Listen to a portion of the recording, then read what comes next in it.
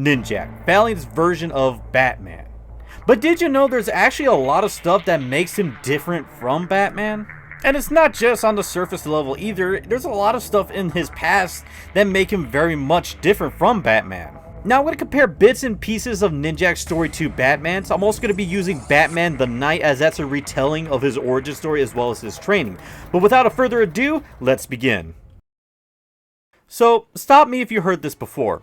A child is born into a rich family with a butler, and they live in a massive house. And on the surface level, that's what they have in common, but the devil is in the details. Where Thomas and Martha Wayne were good people and were loved by Gotham, and were around in Bruce's life for a little while, compared to Ninjak's parents, they weren't around so much, and when they were around, they were drunk off their rockers. Not to mention they were international spies as well as Russian double agents.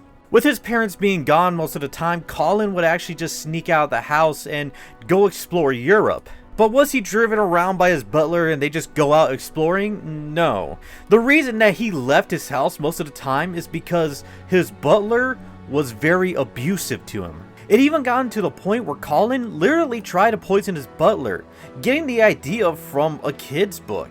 And it would even get worse when Colin would rig an RC car to blow up in his butler's face. But when you compare it to Bruce and Alfred's relationship, it's basically like night and day. To my current knowledge, Alfred never laid a hand on Bruce when he was younger. Not to mention when Bruce would get into fights at the school, he would be very patient with him. And he would try to steer his anger into something more productive. Which brings up something else that makes Bruce and Colin different. Where Bruce would have this anger inside of him after the night in Crime Alley, Colin was more psychotic, as he basically lost his empathy. So after he burnt his butler's face, Ninjak would survive out in the woods that was on his family's estate.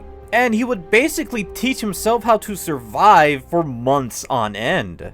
And he would only come back home when his parents came back from their trip. Or should I say their spy work. As well as we would see that his time in the forest would harden him, as he would tell his butler never to lay a hand on him ever again. And when he talks to his parents, they're none the wiser of what's been going on, and why does his dad look like Tom Selleck? And when he talked to his parents and lied about being in the safe room, this is when Ninjak would spy on his dad, and he was able to gain access to everything that they have in the safe room. So we can assume from then on, if Elaine, who is the name of the butler, and I completely forgot about his name, messed with Colin, Colin would retaliate with all the stuff that his parents have in the safe room. But I'm basing that off an assumption. But you might be thinking to yourself, well, at least his parents still love him, right? Right? Well, one day when he tells his mom that Elaine's abusing him, this is when we see her have an identity crisis.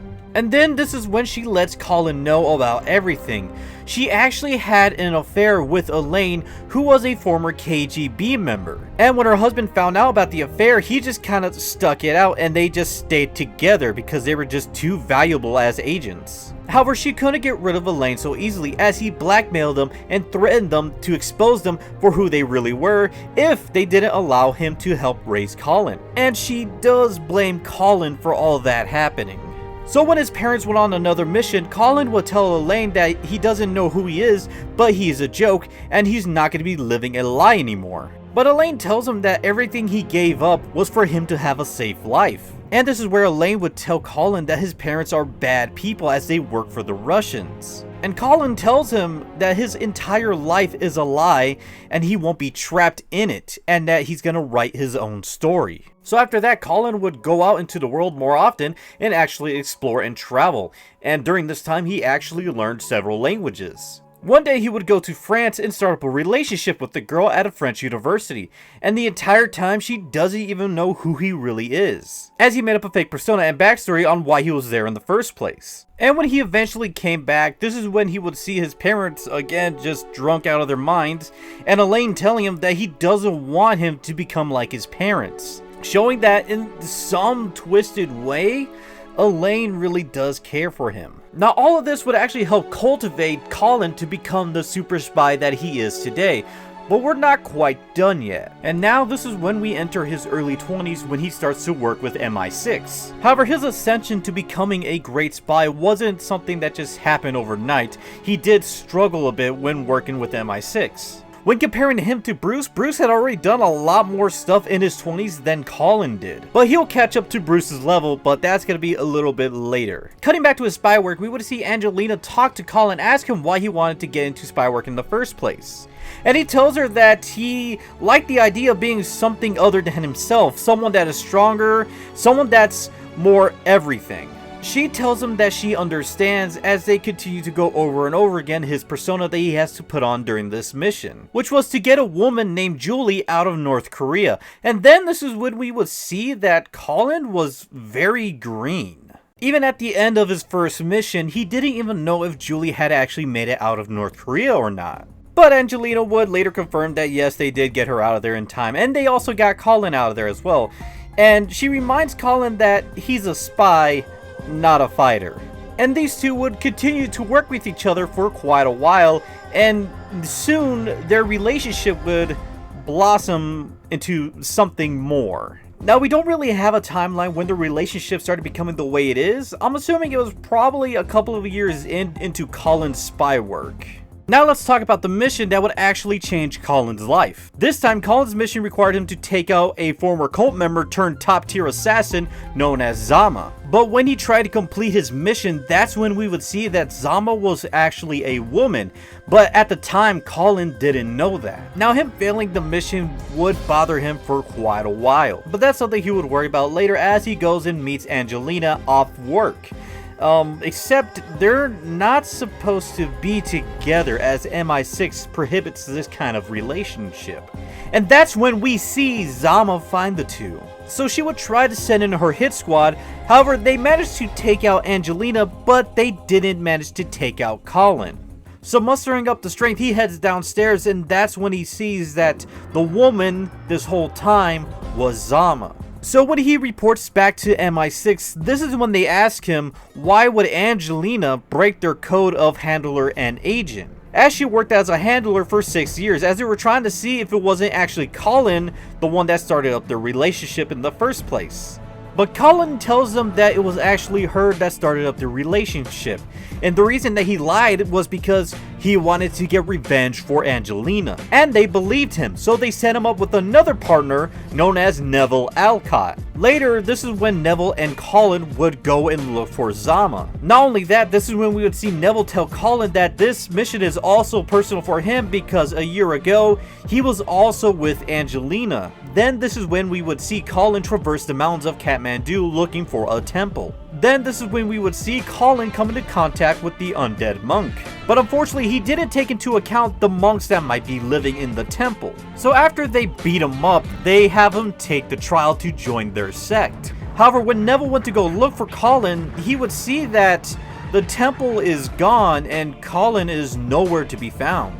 So I assume that the temple is very much like Kunlun, where it can just come into reality and just disappear from reality. And in 2 years, Colin would go through some of the most grueling training he has ever experienced. He would even learn how to accelerate his body's healing, not to mention become a supreme combatant. How strong of a combatant? Well, let's take someone like Fitz. Fitz knows every martial art form known to man, and he was Dr. Silk's bodyguard's clone, known as Fitzhugh. And he had trouble taking down just one clone. But when he came back from the undead monk's training, he was able to take on 5 of them at a time and beat them with quite ease. He even states that his training surpassed anything that they've done. And Ninjak was able to go toe-to-toe with him, with none of them really getting the upper hand. Except for Ninjak, who hit him with a dart 20 minutes earlier. Training with the undead monk, he also has his own unique fighting style.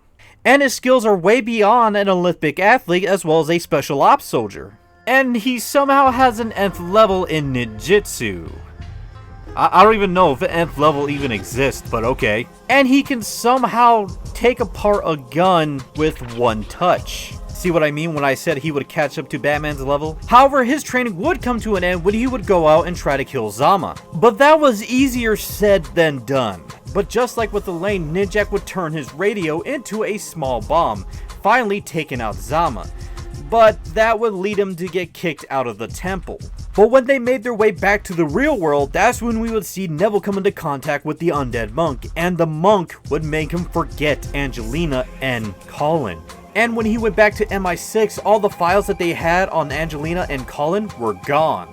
Then this is when the chief would tell him that they have a rogue agent terrorizing Europe and that they're going to revive the Ninja Initiative, where then Colin would go by the codename Ninjak or Ninja K, and he would be the last ninja from that initiative. Well, now since MI6 restarted the Ninja Initiative, does that mean that Colin had to go through more training to be a ninja?